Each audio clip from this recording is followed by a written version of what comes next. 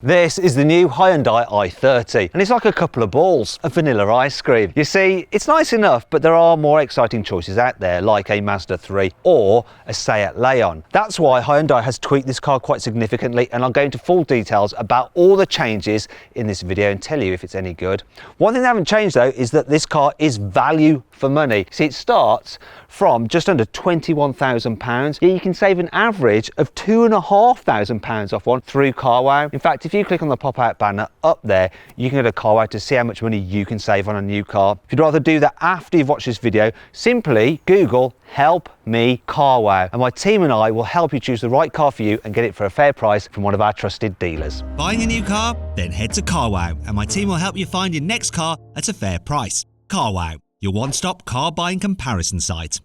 Let's start this video off by talking about the i30's design. So Hyundai's changed the rear bumper. They've given it new LED tail lights, though on the entry-level car you just get normal headlights, no LEDs. All cars do get a roof spoiler though for a sporty look. Alloy wheel designs start at 16 inches and then move up to 18 for the top of the range car. And look at this little badge here, it says 48V. More on that later.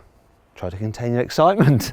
Now actually at the front this car is pretty exciting. It's got a whole new front bumper and a new grille design, and the design of that is what I'd imagine the gates to a palace in Seoul would look like. You might be looking down here going, wait there, is that a fake vent, Matthew? Well no, actually it's not. It's a real vent that helps smooth airflow over the wheels for improved aerodynamics. The design of the lights are new as well. They look sleeker than before, and once again on all but the entry level model they're LEDs. It's not bad, the front end of this actually. Hopefully Hyundai has changed the interior, because on the old version it was a bit boring. Let's have a look.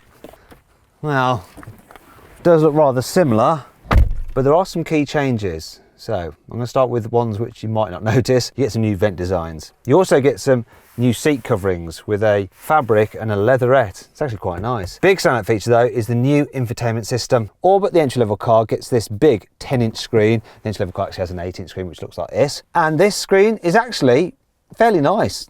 Touchscreen, easy to use. You've got some shortcut buttons there, which is good. It's quite easy to navigate. Big thing is though, you've got Apple CarPlay and Android Auto, so you're just going to use those through there.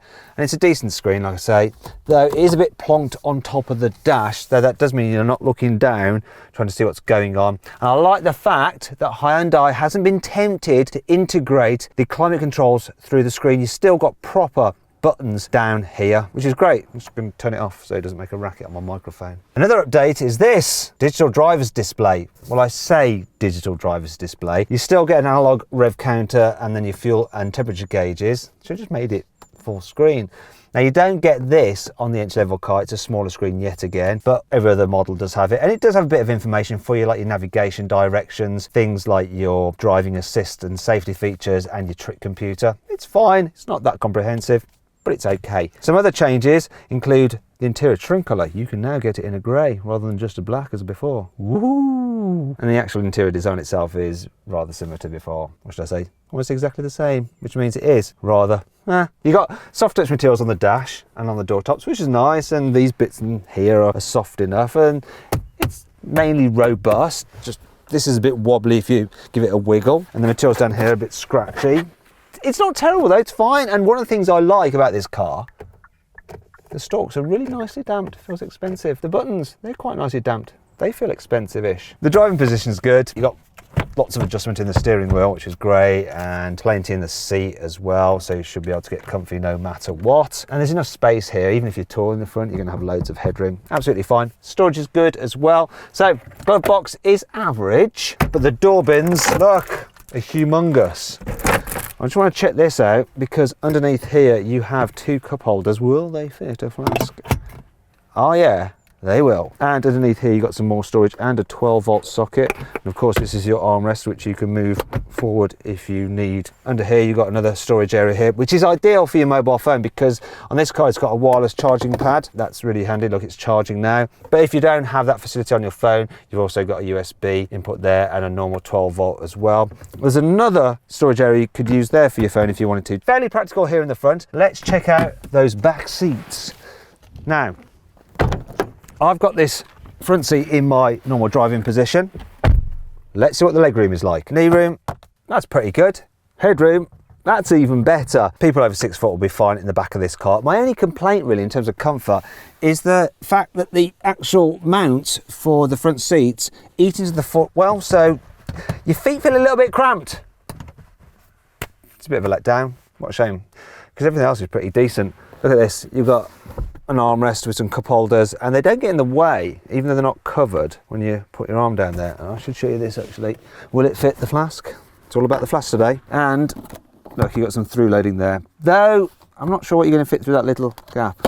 While we're talking about practicality, let's just quickly move on to the door bins, which are quite large. Yeah, you've got some nettage there. There is something missing from the back of this car. There's no USB or 12-volt socket. So kids won't be able to charge their mobile devices, which means they'll have to look out the windows to keep themselves entertained. At least the windows are big here in the back, and you've got an extra little window here, which helps make it even lighter. What happens if you need to carry 3 people at once? Well, this central seat is quite narrow and it's raised up a little bit, so it's not the comfiest, and the body of this car isn't the widest, so it is a bit of a squeeze if you're trying to fit 3 adults in here. At least there isn't a massive hump in the floor, but once again, those small footwells do cause a little bit of a problem. Though you're not going to be carrying 3 adults in the back that often. Maybe kids. In fact, that brings me on to child seats. If you want to fit a child seat into the back of this car, it's actually pretty easy. The rear doors open nice and wide. There's plenty of space back here. The i30 anchor points have little covers that you just push past, which is great. Unfortunately though, the actual location of the anchor points is quite hard to find, so it's a bit of a fiddle locking it into place, but once you've done that, it's absolutely fine, because there's enough room back here that you don't really have to move the front passenger seat forward, even for those bulky rear-facing seats. Right, let's check out the boot. See if the practical theme can continue there. So, one of the slight problems with this car is that there is a bit of a load lip to lift stuff over. Now, it doesn't matter for me because this is empty, but if it was full of lead or depleted uranium, that would have been harder than it needed to be. Having said that though, the boot itself is quite a decent size and it's a square shape. You've got 395 litres of load capacity in there, 15 litres more than a Volkswagen Golf. In fact, you can squeeze 6 of these in this car's boot and you'll only get 5 of them in the Volkswagen Golf. So, Volkswagen, up yours.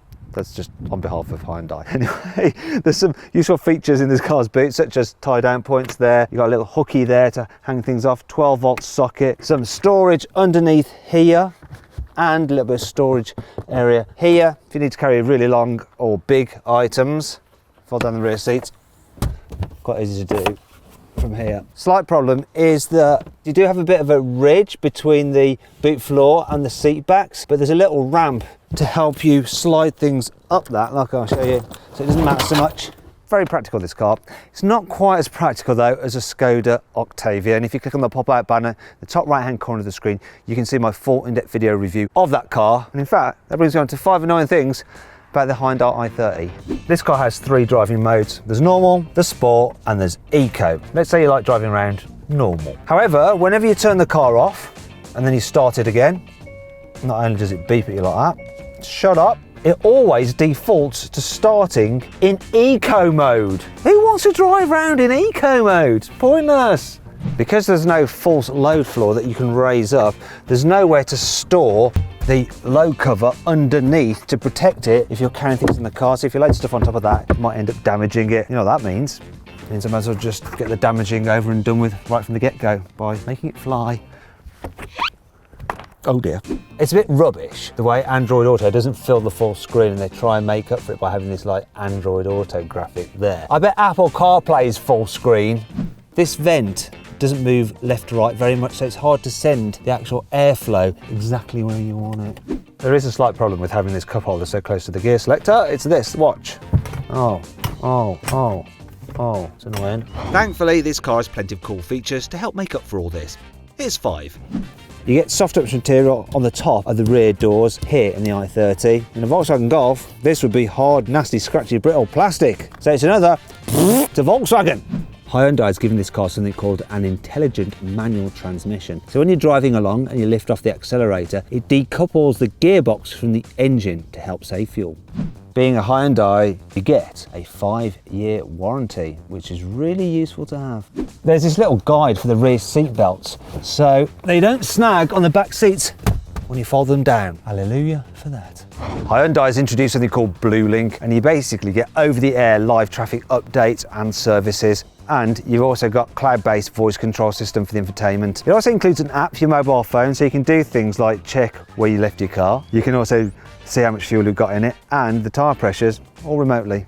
Let's talk about the engines, and that brings me back to that 48V badge on the side, because it stands for 48 volts, because all versions of this Hyundai i30 get 48 volt mild hybrid technology. So you have a little electric motor that gives the engine a boost when you're pulling away, and it helps save fuel. Now there's 3 engine choices. This 3-cylinder turbo petrol, it's 1 litre, it's got 120 horsepower and it does 0 to 60 in just over 11 seconds. Then there's a 1.5 litre 4-cylinder turbo petrol, which can do 0 to 60 in under 9 seconds because it puts out 160 horsepower. Then there's the diesel, which has 136 horsepower and will do 0 to 60 in just over 10 seconds. Now all engines drive the front wheels via a 6-speed manual gearbox, though you can get a 7-speed dual clutch automatic gearbox as a £1,200 option. So which version of the Hyundai i30 should you go for? Well, I've actually configured my favourite trim level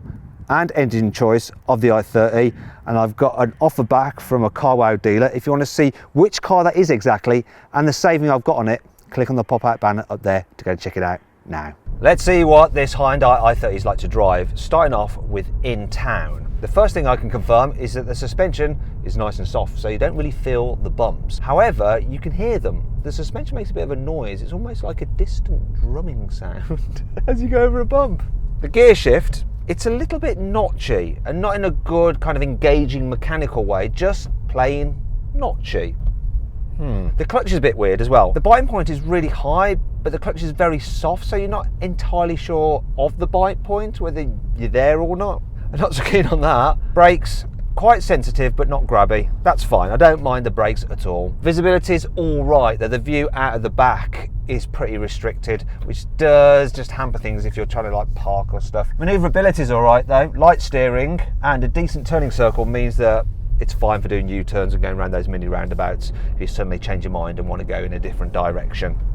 Overall, I'd say this car is fairly average in town. All right, let's see what this little Hyundai i30 is like to drive on the motorway. Just entering the slip road now, we're doing 30 miles an hour. I'm going to accelerate from 35 miles an hour. Let's get up to 70.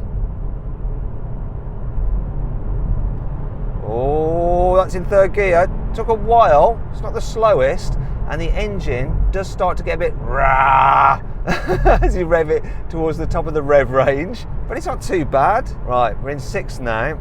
I'm going to engage the automatic cruise control. It's very easy to do. Just press one button, then another button up to set my speed, and we're in, and then I just press this button for the auto steer function. On some cars it's really confusing, you don't know the combination of the buttons. On this it's bang on. Now I've got a radar keeping me a safe distance from the car, or should it be a truck in front of me. I've got it actively steering to keep me in lane, and look, I'm going to hold the steering wheel very lightly just to prove the point. Yes, it is just hooking it up nicely to the centre of the lane. That is good. I've just noticed something. You know, I said it's using a radar to keep me a safe distance. It's not. Right, that's interesting. See, I thought this car would have the radar system, which will keep you a safe distance from the car in front. It only has the steering assist, which is an oversight. You absolutely need that radar as well. Otherwise, you're having to brake and accelerate yourself, and it just means it's not fully automatic. Hyundai, you missed a trick. What are you doing? I'm really disappointed that Hyundai hasn't done that. They've obviously got the radar and the sensors because it had the collision warning. Anyway, the rest of the driving experience on the motorway is pretty decent. Noticing a little bit of wind noise from around here, but it's not too bad. In fact, it's average really, I think, in terms of wind noise. But then there's the tyre noise, which you do get a little bit of. I don't think it's quite as quiet to travel in as a Volkswagen Golf. In fact, if you click on the pop-out banner up there, you can watch my full in-depth video review of that car. Right, one last thing to check, the economy. This car is doing 47.5 miles per gallon. That's really good. Impressed by that. Also, these seats are pretty comfy, you know. 5 long journeys. I think overall this car is average on the motorway. Finally, let's see what this car is like on a country road. I'm going to do something that most buyers of this car will never do, and that's press the drive mode to put the car into sport setting. So it's added a bit more weight to the steering and sharpened the throttle response, though I can't tell. One thing I can tell though is that clutch is really noticeably bad now. I'm trying to change gear quickly. It like causes the car to jolt as you change up. There, it's not great, I don't like that. This car doesn't like to be hustled, though actually, it's going around corners pretty well. The suspension's doing a good job of soaking up the rubbish surface that I'm driving on. I've just spotted something. In sports mode, when you change down a gear, it auto blips the throttle, like you're heel and toeing like a rally driver, so that your engine speed matches your wheel speed perfectly. I was not expecting that. I was also not expecting it to grip quite so well in the turns. It's actually pretty decent on a twisty road, this. Not quite as much fun as a Ford Focus, which incidentally, if you want to see my in-depth video review of, you can click on the pop-out banner up there, but still, it's better than I thought. Though still, it's a average. There's a theme, isn't there? There's a theme here.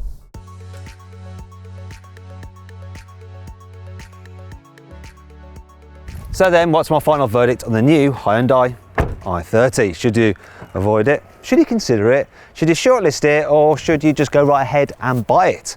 Well, I reckon you should consider the i30. It is a good car, it's just a little bit meh. I hope you all enjoyed the video. If you did, please give it a like. Now, if you'd like to see my in-depth video review of the Kia Ceed, click there, or click there to watch my video of a Seat Leon. Alternatively, you can click on that box there, because what I've done is configured a competitor to this car and got a great deal on it. So click on that box to see what it is and the saving you can make.